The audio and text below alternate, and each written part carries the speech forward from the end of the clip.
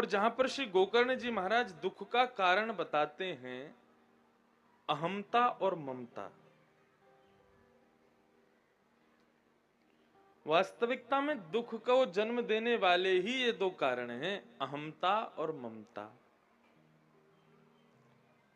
बहुत साधारण सी वस्तुएं हैं, कोई इनको समझने के लिए अत्यधिक ज्ञानवान होना आवश्यक नहीं। अपने शरीर के अभिमान को ही अहमता कहते हैं और शरीर से संबंध रखने वाले संबंधियों में जो आपका प्रेम है, जो आसक्ति है, उसी को अहमता कहते हैं, उसी को ममता कहते हैं। और इन दोनों से जो बच गया वैसा व्यक्ति जीवन में कभी दुखी नहीं होता। ये बात कौन कह रहे हैं? श्री गोकर्ण जी महाराज कह रहे हैं।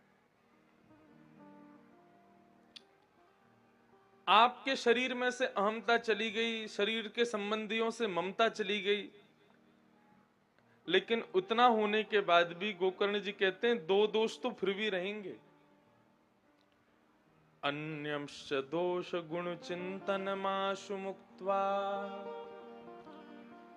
दूसरे में दोष और गुण देखने की जो भावना है ये तो फिर भी नहीं जाएगी।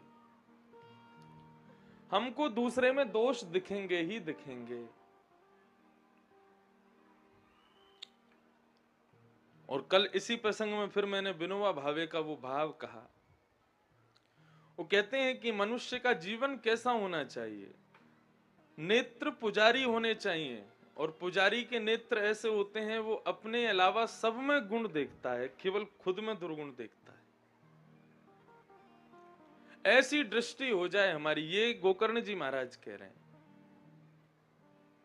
तो पिताजी जीवन में सुख आ जाएगा। मानव को दुखी करने के भी दो कारण ये भी हैं, राग और द्वेष। सब लोग सावधानी से श्रवण कीजिए। राग और द्वेष, इन दोनों के चलते हुए भी मानव दुखी हो जाता है।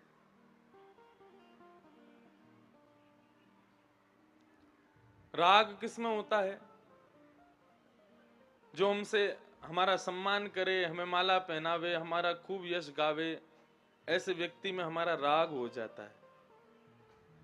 और जो हमारा अपयश फैलावे, हमारा अपमान करे, ऐसे व्यक्ति में हमारा द्वेष हो जाता है।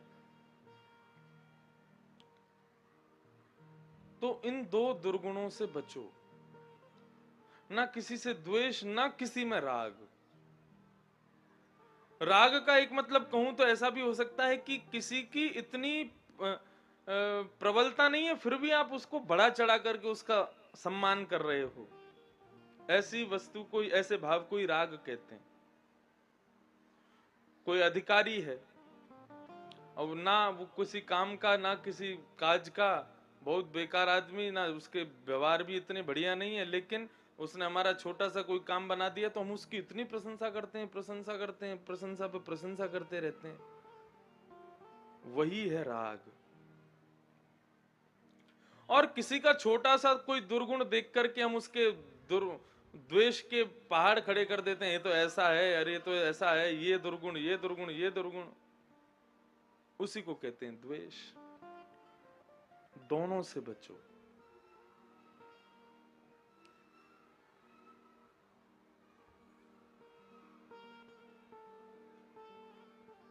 राग और द्वेष दोनों ही नहीं होने चाहिए।